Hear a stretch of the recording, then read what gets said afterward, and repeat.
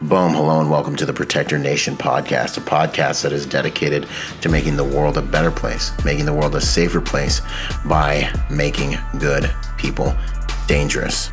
In this podcast, we're going to study and understand what it takes to protect your family, to protect your loved ones, because we all know that you have a few basic needs, food, water, and shelter, but you also have the need to protect those things in a world and society where evil runs rampant and is sometimes left unchecked. Learning how to protect yourselves and your loved ones is becoming more and more important. And so we strive to raise the level of accountability to those who would do evil on this planet by making sure that the sheep, that the flock, is more well-versed in protecting themselves and their loved ones. If that sounds interesting to you, then sit back and enjoy the show. Out.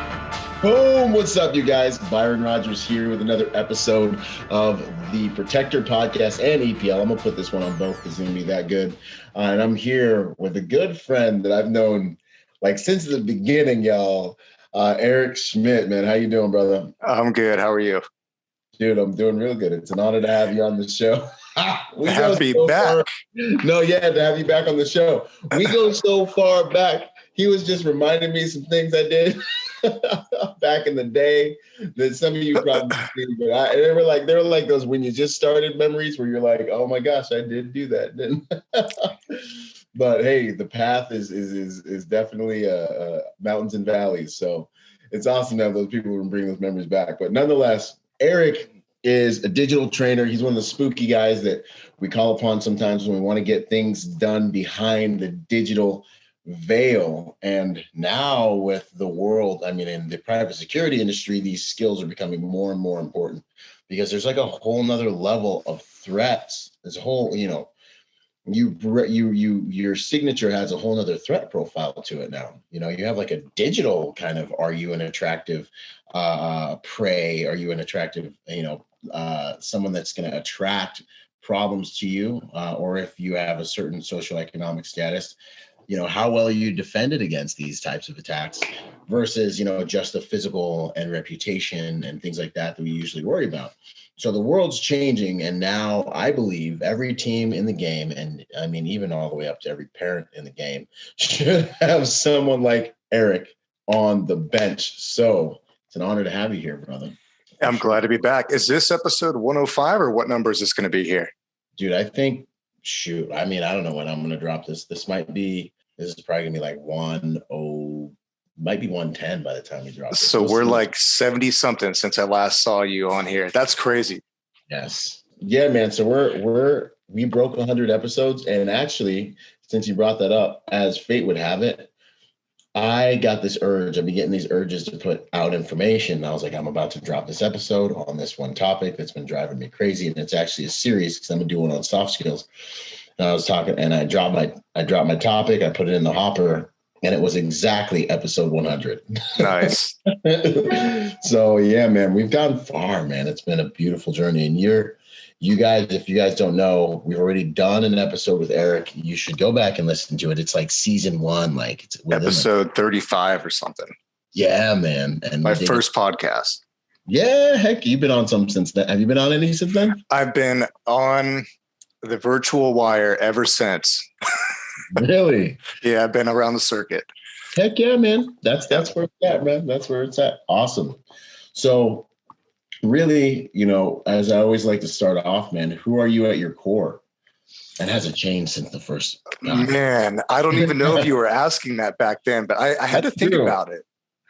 Yeah, I had, without cheating and going back through everyone else's answers, besides just being a good person, a good man, at my core, when I thought about it for this interview, I'm a problem solver. Yeah. And I say that because it's, whether it be, doesn't matter, food on the table, problem solver, start a business, get money, work issues, problem solver, whatever it is, that's why I'm at my core. I seem to find a way to get things done like we all do. Yeah, no, I think that's very simple, but like simplicity is the ultimate sophistication. Like that's extremely valuable. Oh yeah. And if you're not a problem solver, this is something, in fact, even especially like when I hire people, this is one of the biggest things I look for is, what's the quality of the problem you're asking me for help on? You know what I'm saying? So like when they come back to me and they're like, I need help, I can't figure it out. Like it's like straight up, I am grading them on the quality of the problem you're bringing me, because I can tell the measure of a man by the measure of his problems. You know what I'm saying? Like, did you work on this for a while, or are you just trying to get out? Like, did your parents help you too much as a kid, so you're bringing this to me right now? You know, or do you have an actual quality problem? You know what I'm saying? Yeah. Like, so did you Google it first before you asked me that question? Yeah, spend some time on YouTube and work on it. No, that's good, man. I love that. How did you get into doing what you're doing, man? So I guess I'll kind of bring everybody up to speed, because last time we had a podcast, I was kind of like, I can't talk about it too much, you know, but those days are behind me. So law enforcement for 9 years, I was a probation officer here in Southern California. I made my way to a high-tech crimes task force. So that's what I was doing during the last time. Working very high-profile investigations, kind of the intelligence side of it, and also doing mainly digital forensics, which for those that don't know, taking the ones and the zeros off a phone, a computer, whatever, converting them to a report, finding bad things, and giving it to the court or whoever the stakeholder was. So you name the 3-letter agency, 4 letters, I probably worked with them, did some stuff with them, did some cool projects. Unfortunately, COVID and what seems to be a series of bad decisions. Because I could say those things now about organizations, but nothing on my part. Just unfortunate events and maybe some leadership issues cut my position. And so I was at crossroads where it was either go back to doing line work in law enforcement as a probation officer, or take the skill set that I had and run with it. And for me, just to be real with y'all, I mean, leaving law enforcement and the pension and all that stuff at a very young age is a hard decision. But I'll tell you what flipped it for me. My wife said to me right at that decision-making time, she said, you know, at this point in your career, your job is interfering with your work. And that's when I knew I had to bounce out. My time was done. Wife, man. I know. You understand some things, bro. You got yourself a great A gunner, man. That's what's up, dude. I do. So that transitioned me to the private sector. I decided to keep playing with computers and ones and zeros. So I came over to a company called Magnet Forensics. And now my 9 to 5, I'm a forensics trainer. So I teach corporations, governments, law enforcement officers how to do the same thing I did on the team, which was get data off of computers or anything with an on button and present it for whoever their stakeholders are. That's what I do now. So if you guys haven't realized by now, Eric's a lot smarter than me. Okay. You know, and that's why we work together. You know what I'm saying? Yeah. We have done work together. Yeah. Yeah. So that's my 9 to 5. And then I do the consulting stuff with you, and we do some spooky things with, you know, all on buttons and whatever. Yeah, man. No, that's awesome. And that background, man, like being able to dig into the belly of the beast. You've seen some things, and that's really what this conversation is about. Helping people understand, like, there isn't a person that's under the sound of our voices that doesn't need to know really how to protect themselves in this respect. Now, I know there's a lot of them that don't understand how important protecting themselves in this respect is, and that's I think a huge problem, man. Yeah. What do you like about this work? Like, what drew you into this? Like, what is the thing, you know? You know, to be honest, I'm not sure, because when I first got into my assignment, you're a physical guy. Like, you're like me. Yeah. You know? Like you're like jock kind of guy, like ground pounder. Let's kick in some doors, you know? So it's I love when I see guys that have both, you know, like Beast off X-Men, you know, it's like, that's what's up. Yeah. Well, I got to do that in law enforcement. I mean, you wouldn't think as a probation officer we would do that, but everything I wanted to do in law enforcement, I did. Kicked in doors, I did it all. So when I got to the assignment I was on, the task force, I didn't know necessarily what I was getting into. And when I saw like my first class on like binary and hexadecimal data, I was like, no, not for me. Like I want no part of it. Yeah. But, you know, it's one of those things that, you know, like I'll admit if something's not for me, but for me, it was the challenge of I'm not going to fail, period. So I'm going to do it. And then I ended up falling in love with this whole data, privacy, cybersecurity side of things that I didn't know I had in me. Wow. That's awesome, man. So you stayed with the process long enough for it to really tease out components of the work that you found really actually quite interesting. And then you could dive in. Right. And it was just a whole side that no one was talking about. Like, your show's been around for 2 years, this podcast.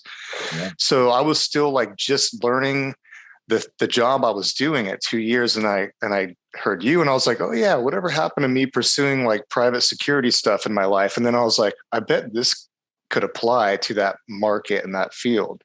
And that's when I started teaching. And that's when you saw my class. So yeah, no, and that stuff's awesome. I'm probably at the stage you were at when you very first got in there, where I was just like, this is a whole nother world. Like, this is an ology. And then when I say, to people wanting to get in the private security industry, I'm like, there's a place for anybody in the private security industry. Oh yeah. Even if you're not a physically potent, like ground pound dude, there's so much you can do on the intel side, on the digital side, on the the covert protection side.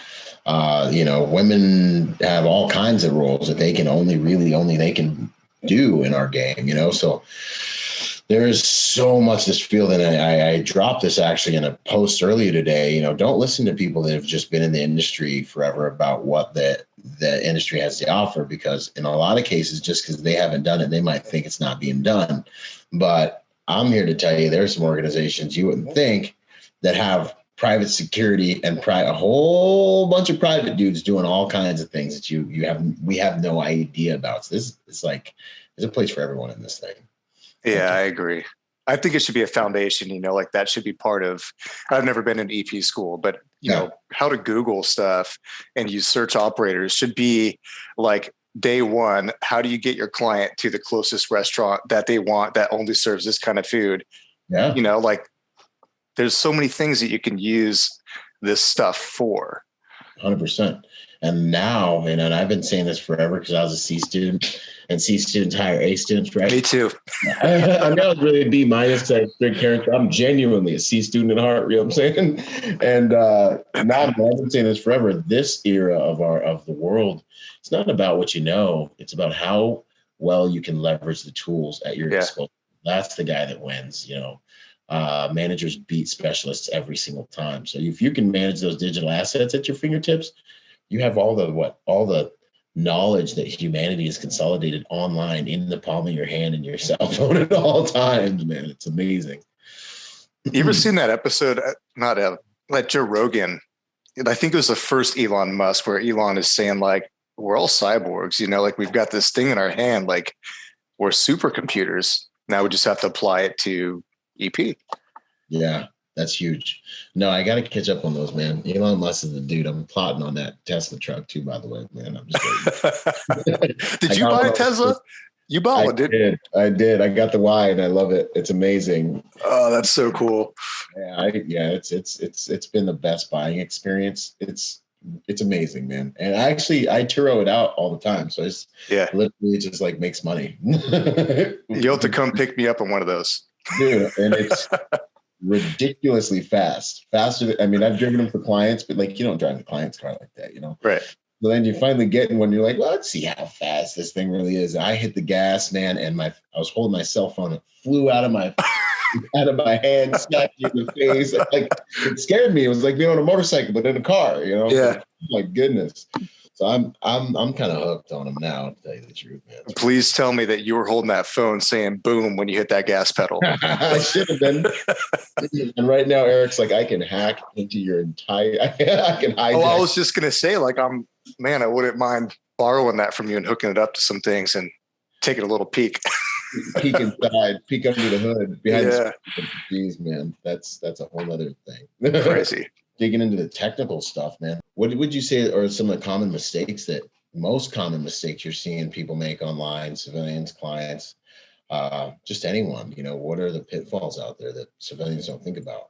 Passwords. And I'll give you a perfect example, minus the work that we've been doing recently and stuff, but this is going to hit your client in the form of an email where you get that someone is logging in from India to your Hulu account. And you're like, uh-oh, And this happened to me personally a while ago when we were talking about doing this podcast. It hit my wife and I was like, all right, it's either, a phishing campaign, someone's trying to get her to click on a link, or it's legit. And it was legit. And then the next email came in, Etsy account. And then the next email was, I forget what service, but another streaming service. And I'm like, oh man, someone's in our stuff and we're going downhill quick. And it's just a matter of time before they get to the bank, right?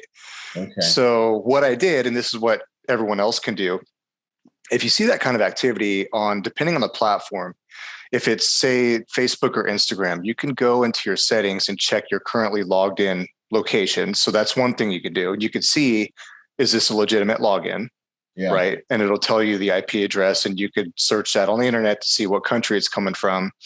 The next thing that you can do, if that is the behavior that's going on, right? So someone's in your client's account or your account, you want to find out how they got that information. So did you go on mute, or no, you good? No, I'm good. Okay. I saw you talk, but no words come out. So I was kind of freaking out there. Yeah, no, I was like following along. And that information is just in the back office of your social media platform. Right. Nice. That's not even too spooky yet. Yeah, not too spooky yet. Yeah. So you want to find out how did someone get into this account? So when I started seeing that activity on my wife's accounts, I'm thinking someone knows what I do. They're after me. My first thought is always paranoia, right? Which it wasn't. So what you could do is you could just check any number of free resources. So just for example, have I been pwned, PWNED?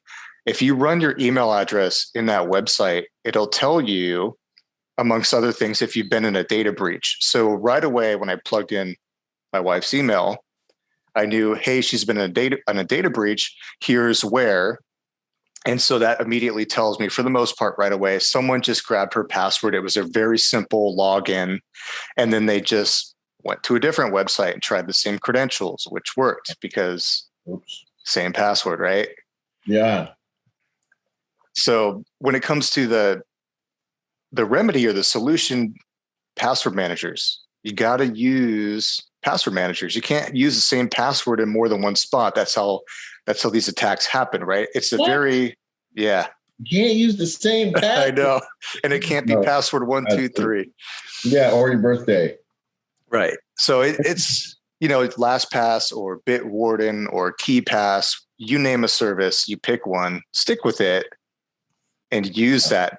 These password protection and can you send me links to all these things afterwards? Oh yeah. Yep. So people can eat this stuff up and they can just listen to us, Have I Been Pwned is a website that's going to help you understand if you've been breached. Yeah, and most likely everybody has, right? So you search by email address and it'll tell you, hey, you've been in the Adobe breach, you were in the LinkedIn breach, you were in this breach. And it's safe to assume that we all have one or more compromised passwords out there. So, the hacker guy sitting over in wherever he's at is going to say, if that password worked here, I'm just going to try it on this next website and this next one. And sure enough, that's how they get in. Wow. And then they just buy stuff on Etsy or lock you out. They change your passwords. There's a lot of stuff they can do once they're in, but good luck getting your accounts and credentials back if they've pivoted so far to where they start taking over other things like your utility bill and, just weird things that they can do. Wow. And they just sit there and got nothing better to do and they got Wi-Fi. That's it. Yep. And they probably have an itinerary of things they're going to hit. Yeah, I'm sure they have a checklist. It would just be like me doing a workup on a target. I've got my checklist of all the things that I'm going to check too. So, wow. And especially if they know your geographic location, like they hopped on your social media account and saw where your geotags are and like where your mom checked in when she was at your barbecue, Dog names. Dog names. Geez. Yeah. That's one. They find your stuff through your dog names. Well, I'm thinking like security questions, right? Like name your first pet. Yeah.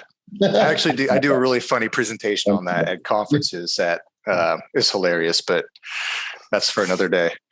And then solid. And then LastPass is basically a password manager. And I guess what I always worry about with these password managers is that you will not be able to get access to your password when you need to log in. So You just need to remember your one password to your Lastpass account, right?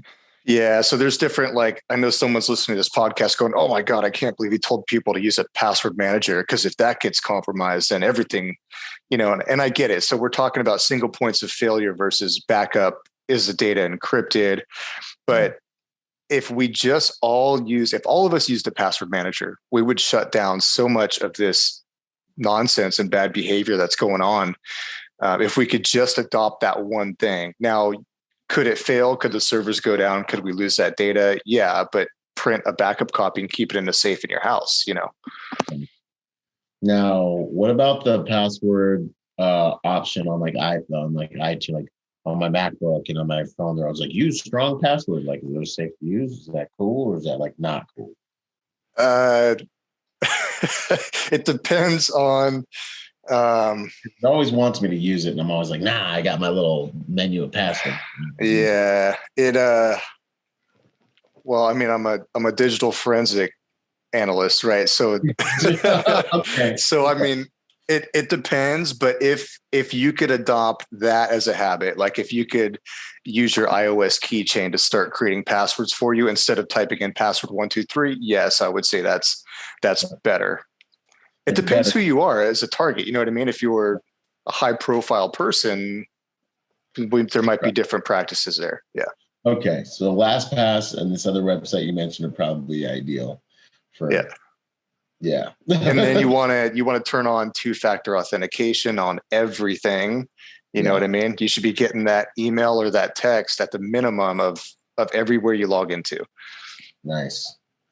So this is building a fortress to all the little like gateways into your digital freaking properties, basically. Right.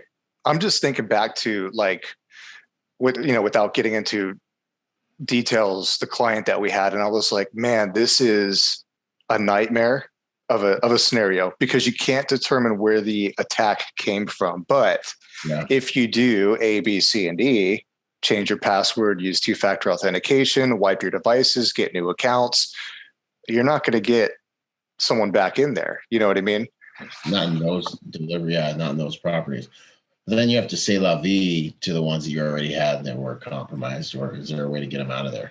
It depends. Yeah. So one of the other things you can do is like for your Apple account, let's say that's the account in question.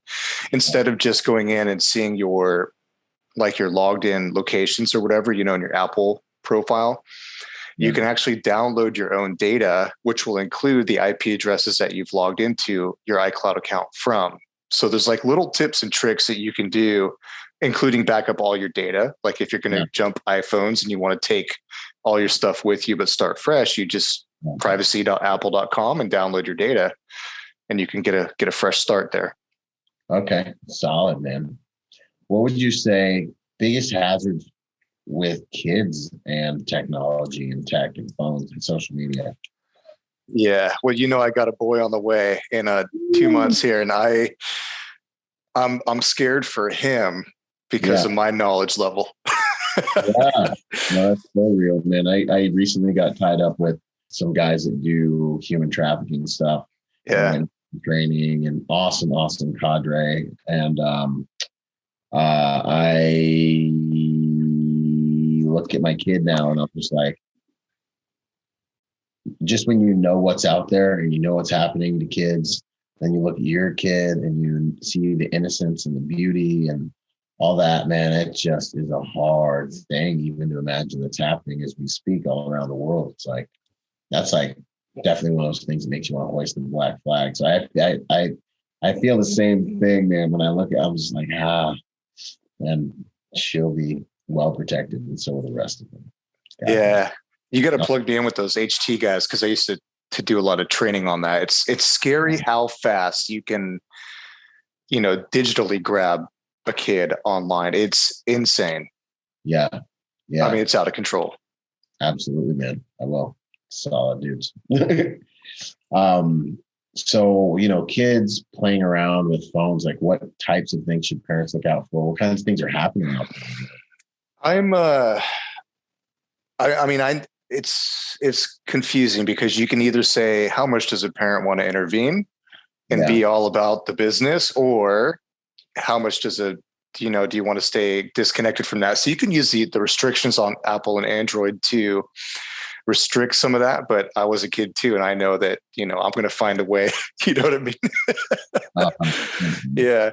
So it's I'm kind of low key working on a solution for that. I mean, this is like a long-term thing, right? That I'm trying to figure out and solve that problem. But unless you know of someone, then tell me, because I'd love to talk to them. But I think it's just a matter of you in this day and age. I think you have to get involved a little more than you might want to as a parent, because these companies, Facebook and Snapchat and all them, they're not doing enough to protect our kids, period. I mean, that's a fact. Yeah.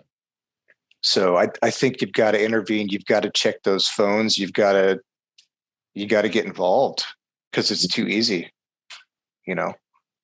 What about, like, is there software that will alert you to like contact negative, like predatorial contact, or at least just let you know what your kid's doing on their little devices?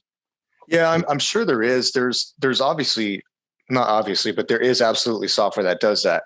However, that same software is being used by bad people like human traffickers to keep their girls or boys, whatever, in line and check in on them, like spy software. So yeah, I mean, there's two sides of every coin. Yeah. Interesting. But for like a parent that has like a tween, that's coming up in the game, that's in their little room with their little, whatever you have to give them so they don't jump off of a cliff, and because they have to get integrated to the digital age. It's like more important than driving almost these days at some age, at some point. Yeah. Did you see the article about, I think it was a cheerleader mom or something, but she was using deep fakes to generate like fake nudie videos or pictures of these other girls on her daughter's cheerleading team. Did you hear about this? No. So basically you can generate deep fakes, right? So I put someone else's face on your body and you're a famous actor, and now I can, make you do whatever you want and say, basically. Yeah. And of course, this mom had used it for a bad purpose. But going back to your conversation, everything that you put out there, images, pictures, videos, your voice, my voice right now, that can all be used with AI to generate us to say things that we might not say. So it's just, if I had to say anything, I guess, as a parent, is whatever you say is there forever. And if you see anything weird, tell me so I can address it, Yeah. Yeah. That's interesting. Man, yeah. What types of tools, and like what does it look like if a predator, what kinds of things are they doing? Are they like trying to get the kids to come out and meet with them? Or are they like grooming them via conversations and things like that? Like, how does a predator get their hands on a kid using social media and things like that? It starts with grooming, just kind of like general luring and grooming conversation, or lifting up with self-esteem, commenting on photos and videos. And then there's a covert aspect of that. So you think you're talking to, a 16-year-old boy and he's 45 years old with a covert account, or a sock puppet that we would call it. Right. So it really just starts with conversation, and then building self-esteem, and then meeting up or attempting to meet up, or video chat for proof of life, meaning like, if I see you in a live video, then I know you're not a cop, or something like that. Interesting. And it's a lot easier than you think. Really? Yeah. Even for underage kids to get out. Yes. Yeah. A lot easier than it should be, for sure, if parents are doing their jobs. Right. Like there's a website. I don't remember. You were in the class, I think, where I showed it, but I don't know if you remember this. We filtered Snapchat profiles down by like age, and then gender and sex and location. And we like pulled up really young kids really fast with bad photos. Like, it's insane what you can do. Wow. Yeah. And then that's your target. Those are your target packages to sit there and work on behind your computer. Yeah. If you're a bad guy. OnlyFans is a big one. Really? Are you familiar with OnlyFans? Yeah, but isn't it like you pay to see the the whoever it is do whatever weird stuff they're into that you're into. Sure. Right? Little kids are getting on there and like being like, yeah, give me $10 and I'll like do stuff. Yeah. Or you can have access to my private photo stash where I'm doing bad things for money, because everyone's got their own little hustle, right? And the problem is that as parents, we're not understanding these things, or we're not adapting as fast as the technology is. And so you've got, little Susie there in her room doing bad things. She's a minor for money. She's making a ton of money, but now her stuff's out there and she's a victim at that point. Yeah. And how come and law enforcement just isn't able to keep up with cracking down on underage OnlyFans? I guess all they got to do is make an account and say they're 18, and then they're on the radar until whatever algorithm picks them up. Maybe. Yeah, and you're right. It's all based on algorithms and people providing their truth, for their age and stuff. And the other part of that is we're busy, and then the other part of that is the victim even going to come to law enforcement? Are they going to even talk about it? Because they might not. Interesting. They might like balling out of control and being able to afford their first car. You know what I mean? We would call that a red flag, if your kid's driving a Lambo and they're 17, 18 years old and you don't know where that money's coming from. Yeah, absolutely. Absolutely. But we're in the age of the friend parent. So it's like, what are most of these parents going to do? They can't even get their dogs to be disciplined. You know what I mean? I know. You go over to the house, the dog's running around, tearing stuff up, teabagging people. And they're like, no, Fluffy, stop, please. And you're like, seriously, get your dog under control. Right. It's a dog. I got 200 and some odd pounds of dog in my house. Sometimes it's a lot. Sometimes it's literally like prison in here. It's like two dudes running around the house. I gotta grab that. Your dogs are scary, man. They are beefcakes. Yeah, man. No, they're heavy duty. But when I'm not at the house, they're skirmishers. Give the wife just enough time to get all the hardware out. Right. Heck yeah. That's it. The noise pollution alone will make people think twice trying to come into this place. That's a good deterrent, man. A medium-sized dog. That's sometimes all it takes. Yeah, man. Are there any tools, digital tools you can think of that are the best kind of good tools that people can think about implementing to keep a digital eye on their kids and their things? Well, their kids, their families, or people they care about, our clients. Yeah, I would. If you're looking for specific software to manage that, I would say Google it. But the easiest way to, for example, if you want to know where your kids are at, right? Use the Apple app, they keep renaming it, Find My Friends or Family, whatever. I think it is. Yeah. Track them. Yeah. You know what I mean? 100%. Worst case scenario, where your kid's at. I mean, 100%. No, I agree with that. And I'm hearing a lot of kidnappings and abductions. That's one of the first things they dump is that phone. So if that phone dumped, and then that's your last known location. I've actually been part of a kidnapping recovery where literally we just very quickly logged in, find my iPhone, found the victim, and went right up on him and just at gunpoint ripped this dude out of the car and recovered the victim within minutes. It's quick. Yeah. Outstanding, man. Yeah. Is there a phone that's safer, iPhone versus the Droid? You had to. Well, let me ask you this. Right. I don't want to say your clients because that'll be specific to your clients, but are the clients in the industry, are they we only want this phone? I mean, they all have these weird little proclivities, you know what I'm saying? Yeah.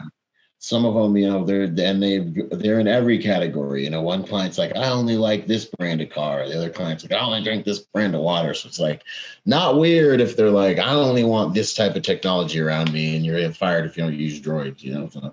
Yeah. The problem with the phones is it's not so much an argument about which brand. They're both secure depending on your definition of that and how the user uses it. So it really comes down to the user, their security practices, and what their threat is. Is it location data? Because really, I mean, if you've got a phone, we're going to find you, period. I mean, there's no, you know what I mean? There's just, if you're using a phone and you're not a tinfoil hat person doing absolutely everything you can to mask your identifiers from that phone, you're going to be located. So what I say to a lot of people is, look, if you're talking about Android or Apple, which one's more secure and user friendly? I would say go Apple. Yeah. But for security, they're both very secure if you do it the right way. Right. So what I'm tripping up, what I'm stumbling into is the real security that people need to learn how to implement is less technology. It's less take a pill to get the result. And it's much more build habits and practices into your life that are going to give you a safer life, basically. That are give you a safer experience. It's fitness, man. You got to put in the time at the gym to get the results, and the diet, Yeah, and the diet. No, the diet. Yeah. No, I dig it, man. So I just real quick, I guess, let's go over some of those best practices people should look into having, like so there's, well, I guess password protection is one that we hit for sure. Yep. And then what other things should people really be mindful of while they're online? If you want to take it to another level, what I would do is I would keep, every time you sign up for a service, doesn't matter what it is. Yeah. Write down on a spreadsheet everything that you submitted to that service. So if they ask for your name, put your name in there, your email, your phone number, your address, what number did you provide them? Because when that company gets breached, you want to know what the attacker got from your data. Yeah. Interesting. So go ahead. And then that along with, the password, using a password manager, enabling two-factor authentication. Don't use accounts that you don't need. If you don't need them, delete them. Go in there and delete your data. So don't leave data lying around. Yeah. I'll do, because we have memberships and all kinds of things that we're plugged into that we haven't even thought about for years. Yeah. I find them all the time on myself, little accounts that I forgot about here and there. And I'm pretty good about keeping my stuff that I want offline, but every now and then I find one and I'm like, whoa, that is scary. Yeah. Wow. That's huge. And while we're at it, for those of you who have forgotten that you're on my Patreon, thank you, because you're making these things, making all these podcasts possible. But for those of you who want to support my man, I have a Patreon account. You guys can just scroll to the bottom of this blog on this webinar. You guys will see it, and it's awesome if you support what we're doing here. And then just forget about it, and you'll just give me money every month. So it'll be great. A cup of coffee. There you go. Yeah, it's just a cup of coffee a month, man. I appreciate it. We're taking over the world here. So this is the disciplines. It's just like any other high quality result you get in life. It really comes from your habits. Yeah. And that's the hardest thing to convey to a client, like the case that we had. It's like, This is what you got to do to fix your problem. And they're like, I don't want to do it. It's like, okay, then I don't know what to tell you. Like you can't pay me enough money to do it for you. This is something that you have to change about your life. Right. 100%. What about these little ads and things like that you get? I got sent one today that was like, you just won $100 gift certificate to Amazon. Click on the link. Just click on the link and you get your certificate. What do you do about those, man? Is there anything you can do about them? What if you clicked on the link, the clickbait got you? Like, then what do you do? And what could happen? What are those, They've gotten really bad lately, and they're not just targeted towards certain people. I've noticed that I've had a significant increase in those to my own accounts, and it's kind of problemsome. Like if you have Verizon or T-Mobile, they'll tell you, you can just Google it. They'll give you a phone number to send or forward that text to as spam or phishing, and they'll do some algorithm on it to try and reduce it, or you could sign up for the do not call list. But unfortunately, these things are so good now and so common that my suggestion is, for whatever email you get, let's say it's from Amazon or appears to be from Amazon, right? Just go to Amazon.com yourself in a new browser and go check whatever notification you've got to check. I mean, that's where we're at right now with this. It's so bad. Interesting. Yeah, man. I mean, once I see the notification, like you've just won a blah, blah, blah trip, $1 million, then I like hop online and I Google what it says. And it's like, then you just won blah, blah, blah scam. And then it just says like, this is totally a scam, man. And I'm like, oh, because I believe in good luck. So I'd be wanting to be like, oh, I just won something. I'm the same way. Then I'm like, no, I don't fall for it. Yeah, but don't you click it. Don't you do it. Well, then, on Monday morning, you get that call from whoever in your organization. They're like, did you open that email that we sent to you on purpose? And you're like, you got me. Exactly, man. Solid. So digital reset. So let's say you find your stuff, it's breached. What's the kind of the prescription we gave that last client? Digital reset. What does that protocol look like if you're like, all right, I need to start fresh?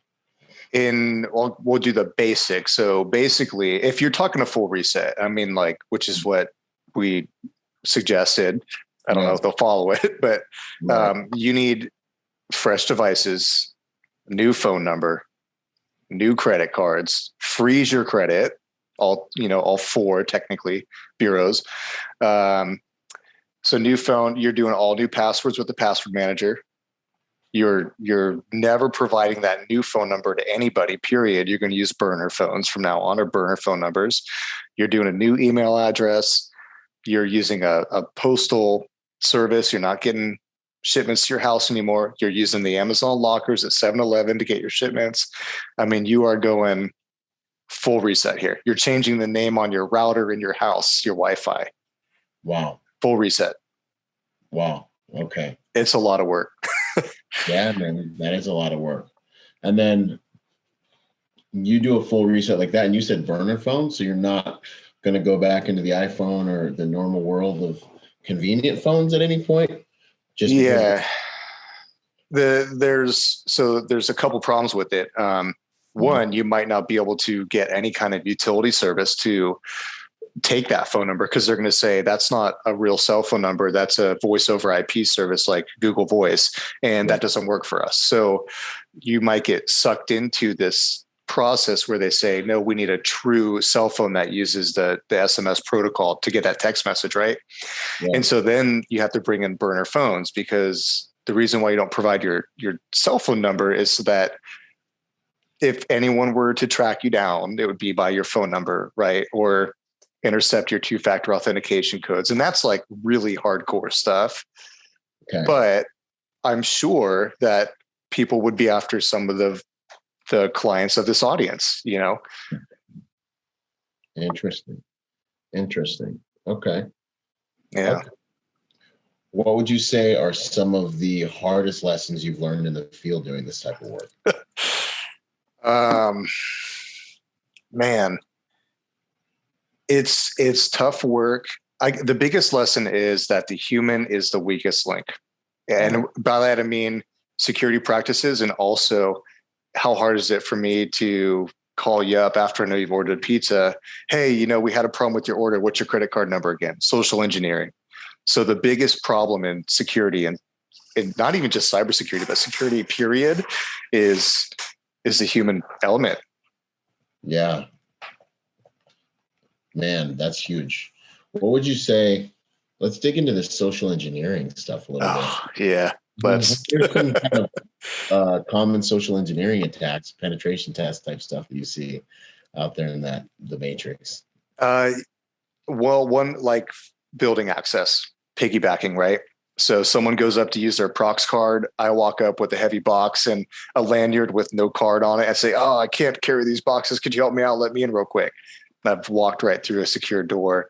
So that's social engineering. There's, just in general, befriending people or trying to be somewhere else, or creating a sense of urgency. So, hey, help me out real quick. I really need this information right away. I'm trying to do X, Y, and Z. Can you give me the last 4 of your social? It's just it's the oldest card in the book, Yeah. And I know that there's crazy people following clients for the type of audience that's listening that will trick their way into a phone call or time with them in person or a Zoom call or whatever. Yeah. So it comes into play with everything. Yeah. No, that's interesting, man. That's kind of why you just have to be really aware of who it is that's at the table, you know. And, and for us, it's difficult because a lot of times if that person gains the client's trust, you're just like along for the ride. You're like waiting for it to blow up. And you're just like, I don't like this guy. He's greasy.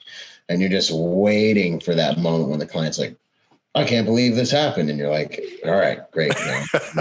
Really? Because I saw this happen, that happened. I mentioned this the other day and you told me to shut up. You know? And that goes down to the human thing. It's just a lot of your clients too, they have an ego side of it that comes with wealth and power and money. And that's why it's so important for the work that you're doing and sharing this as a lifestyle for I am a professional. I do know how to protect you. So you should probably put more weight into listening to what I have to say. 100%. And then the same thing runs true, you know, because we'll air this on the civilian facing side too. Yeah. The same thing runs true with families and with your kids as well. It's like realizing that they are the weakest link with their technology and trying to teach them how to recognize those social engineering attacks and things like that. Yeah, we'll call that a pro tip. If I can't find anything on you or my target, my next place, or maybe even my first place, wife, husband, boyfriend, girlfriend, cousin, anybody else, if you don't have photos of yourself, they've got photos of you up on the internet. So Ed Calderon and his guys do a lot of this type of spooky stuff. And they're always talking about in courses, you get the agency guy or whoever's like the coolest dude in the room. And like, we can find you online anytime. And they're always like, nah, man, I'm totally blacked out. I ain't been on there. And, you know, they're all talking about how hard they are. And they're like, and they're like, okay, cool. And then the next day they show up at class and they're like, you live here, here, here, and here. And the person's like, you live here, or this is your car, this is your license plate, you know, and they're like, what are you talking about? Yeah. You know, then they finally dig into it. And it's almost always like, yeah, well, when, you know, Aunt Felda was over at your house for a barbecue a few years ago, she, you know, we went into the photos that you were tagged in, and then we look to see where those things were located at, and they do some spooky stuff. And it's not even that spooky. It's like actually just logic expanded beyond the person, really. Yep. And they end up getting all your stuff after a few hours of just digging around online just by following the logic. Thinking outside the box, man. Yeah, man. And it's a thing. So I'd say and you know, we just saw this actually. I'd say two things, man. Like for the family unit to protect yourself, everyone has to have this mindset. You have to make security assets out of your whole tribe. Yeah. You know, because the human's the weakest link. So all of you guys are vulnerabilities essentially, really, if they don't have this mindset or don't honor it. And then the thing we saw with Gaga the other day, and the dog the dog walker getting shot, you know. Yeah. I think private security professionals have to realize that you take on a threat level relative to your client just for being in their sphere of influence, for having access to them. You have to take on somewhat of a threat level, and you have to realize that you've got to make sure everyone who's in the royal court that's around this king or queen is also using some operational security. We call it OPSEC, you know, because they are your weakest links. And with this dude, he had his own profile. He was like, I'm a dog walker to the stars, apparently. You know, Gaga's dog had a profile. It was a high profile dog, you know. And so it was just begging for some type of thing, someone to take advantage of this information. Right. I forget who it was on maybe 10, 20 episodes ago, but you were talking to someone and you're like, you know, what's the first layer of defense or something? And he's like, social media. Like, right. Like it always is. I mean, there's nothing. I wish I could say that there's a solution or a way to stop it, but you just can't. You can't. Well, and even I feel it too. I struggle with it sometimes too. If you want to dig back into the psychology of it, you know, and you get into operant conditioning and classical conditioning, you know, like the second I started to get that master's in psychology and I looked at my phone again, I was like, this is dangerous. Yeah. because you get that little dopamine ding when that little text message comes in. You see those likes, little dopamine, and you're like, oh, they love me, you know, and you start wanting to put stuff on there. You start wanting to put your life on there. And if you're not grounded in who you are beyond that, oh my gosh, it's insidious. It's ultra, ultra seductive and corrosive. You know, you'll sell your soul on that thing.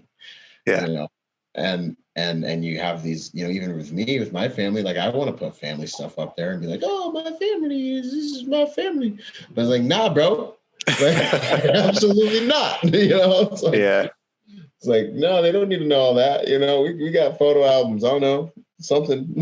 I'm notorious for making accounts and then deleting them and then creating them again, just because, I mean, I see all sides of it and I'm like, what's convenient? And like, I'm a human, right? Like I want to interact with people and I want to see my friends from high school on Facebook, but it's like, man, it's just, you know, at what point do you sacrifice your security for whatever? You know, thankfully I've got the hard skills too, where it's like, okay, you know, it hits the fan. I can always fall back on that, you know. Oh, there you are. I think I lost you for a second there. Yeah. You were saying you have the hard skills too, where if it hits the fan, then I always fall back on that. You know what I mean? If someone's really after me. So yeah, no, 100%. You got to have those things, man. Yeah. But it's, you know, when we did our last Protector Symposium and we brought Basil Baz in, who we have an amazing episode. If you guys are in, I heard it, man. Yeah. He's an amazing human. I love that guy. Yeah. And he was just running people through like what happens online and all the different things. And all I got up there afterwards, I was like, and that's why I'm gonna put my family online. And everyone was like, I completely understand, you know. I mean, just path of life stuff, you know, like, oh yeah, you've got this really cool XYZ, you go to work at this. There's so much information you can get from people's lives that they give you. Right. Yeah, man. Are you gonna say something? What happened?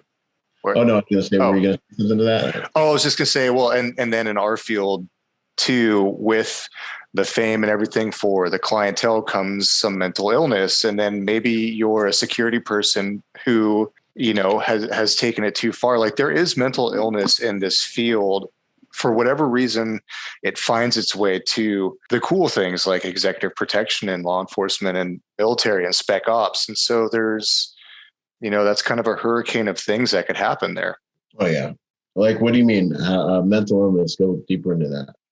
Well, on the side of stalking, right? So a person who's stalking a celebrity or client, whatever, but then also maybe someone who's suffering from schizophrenia or something where they might think they're being gaslighted or that the government's after them and they see a blinking light on their phone and they think that that's, you know, the government listening in, or is that mental illness? And so I've fielded a lot of those calls where I'm seeing this suspicious activity, someone's hacked into my account, and then on deeper dive, it's like, you know, maybe there's some more going on there that hasn't been addressed yet.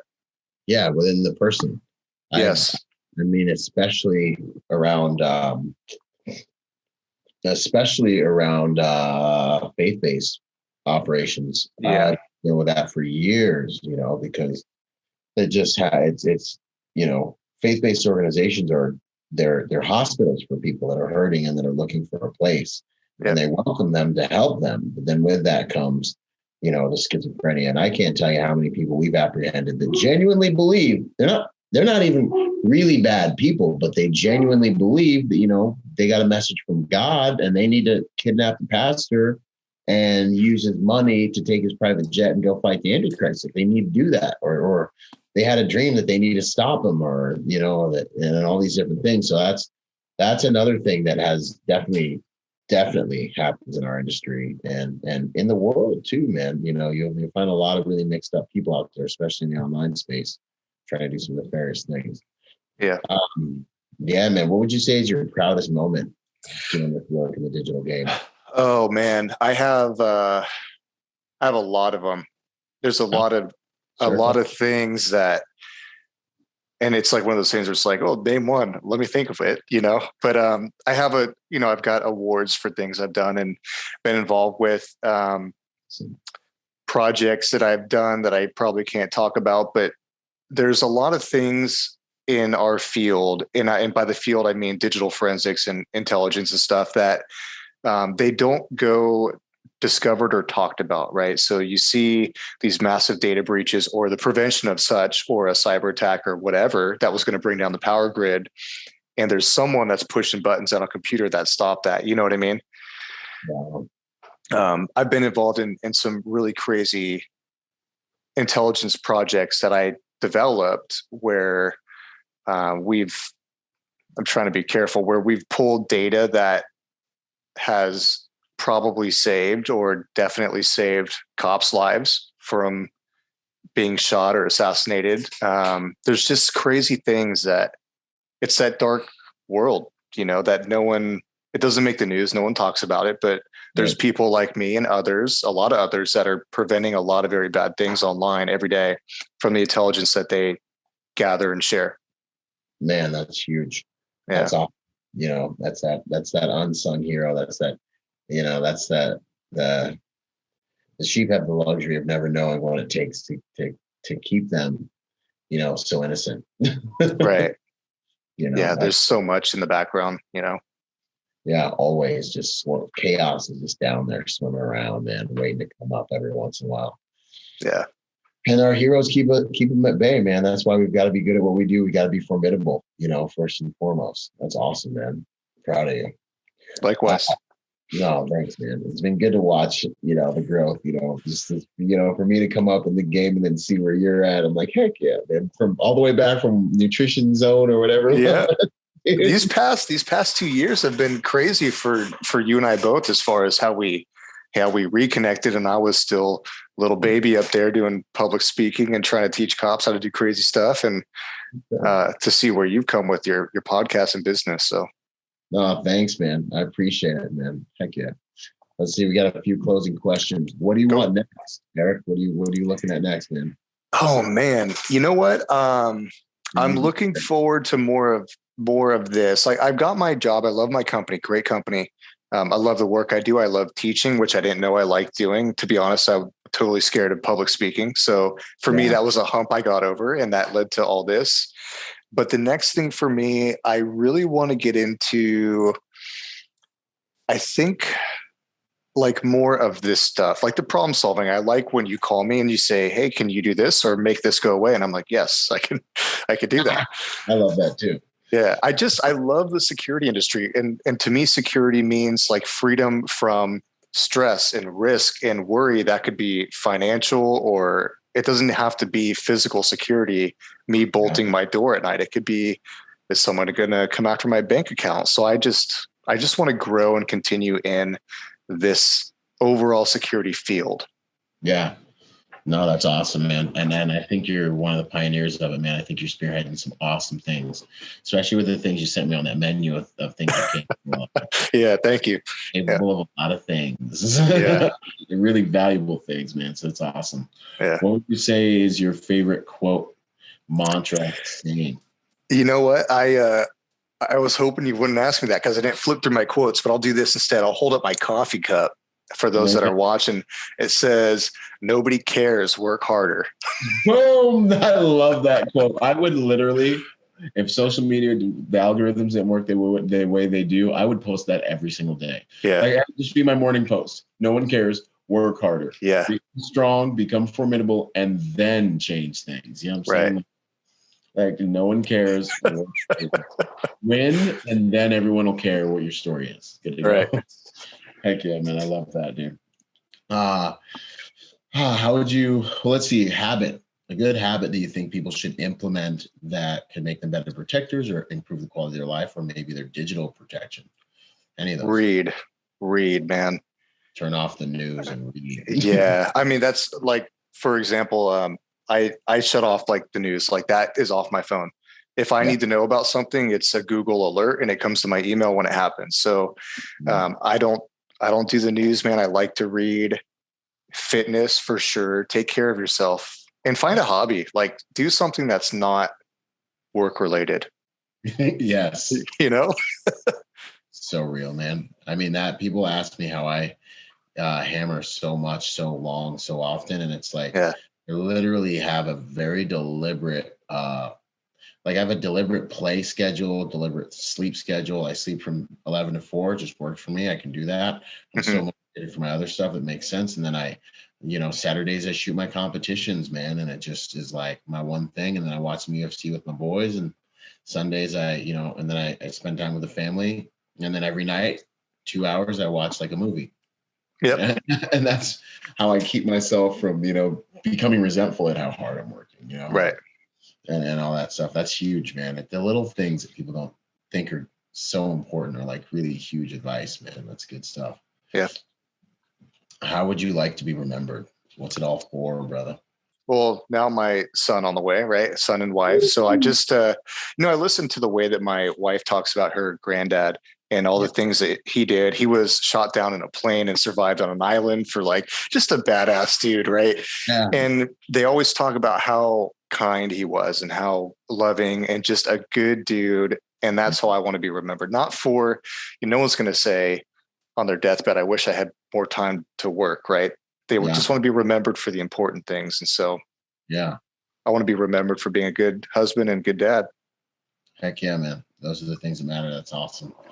That's awesome, man. And I find that the most legit dudes are like that, man. Like when I interact with guys and when I interview guys, when I work for clients, it's like I find that the people that have gone through the most, have clawed their way up to success themselves, not their kids. Usually their kids, it's difficult to create a high quality human being in the lap of luxury. It's actually a pretty solid billionaire problem. Like it's a quality problem you got to figure out. But nonetheless, I definitely find in those war fighters that I interview that have done amazing things, they're always the meekest, nicest, most approachable, non-unhealthy ego, people that I run into, man. Salt of the earth. That's good stuff. Yeah. I agree. There's a lot of good ones and a lot of bad ones in the field. 100%, man. And usually the bad ones are still trying to prove things to themselves. That's usually the issue. Yeah. What are you up to these days and where can people find you, brother? Right now, well, I'm just doing my thing, man. I came over to the new company in July. I'm loving it. I'm ready for travel. I start traveling in April, looking on my calendar. So I'm going to be hitting the road, moving around, traveling. You can find me on Twitter at Erich Schmidt. My name is spelled funny, so ERICHSCHMIDT. My LinkedIn profile is there too. I got off the gram. I still have some covert accounts. I'm still following you all, so I'm still around. This account, I'm saying. Yeah. And if you're a person that has blinking lights in your pocket or antennas sticking out of your backpack, I know that there's a bunch of you that listen to this podcast. Let's connect. Let's do some things. Let's do some work for this field and light. And for Byron here, man. This is a good security sector. I appreciate that, man. No, that's awesome. I appreciate that. It's been wait. I got one more question. Dude, okay. What's up with these accounts I'd be getting friend requests from that are all like fine chicks with like only 12 pictures? Although, is that like Russia? Is it just people trying to penetrate test me? You know what I'm saying? It's probably me, bro. Are those bots? Or are they like actual like people? I don't know. I'm always yeah, man, it's two ways. It could be someone trying to poach you. And I've done a lot of work like that, right? Covert accounts. Yeah. And what's the easiest way to friend a dude, right? Hot chick account. So yeah. So it could be either just, bots, or they call them, I think they're called seeding accounts, where you just try and get followers, right? And then you sell them for profit. So that could be what's going on. Yeah, that's probably exactly what's going on. Yeah. Now I have some understanding. Yeah. Wow. If a lot of your clients and your audience is getting those hits, it's probably me trying to add you. Right. Good to go. Solid, brother. Well, man, it's an honor to be able to have this time with you, man. I'm happy. I'm proud of you. I'm glad we get to work together. And likewise. No, man. Thank you so much, man. I appreciate you. Thank you. Yeah, brother. Boom. Yo, what up? I hope you guys really enjoyed that episode. Hey, listen, in order to get more out of the brand, I want to encourage you to go join us on our social media platforms and join us at protectornation.com. We post different types of content on our different platforms at different times. You'll get blog posts, you'll get videos, you'll get real world combat engagements and things like that. So stay plugged in order to get the most out of the brand. In order to support us, also go to protectornation.com and buy something, or join forces with me on Patreon. You'll scroll down the homepage and you'll see the link. Anything you can give counts. Think about whatever you would lose in your cushions or like spend on McDonald's this month, $5 a month, whatever it is. That helps us make the world a better place by making good people dangerous. Anyways, this is Byron Rodgers, protector by nature and by trade, and I'll see you on the next piece of content, whether it's a video or podcast. Out.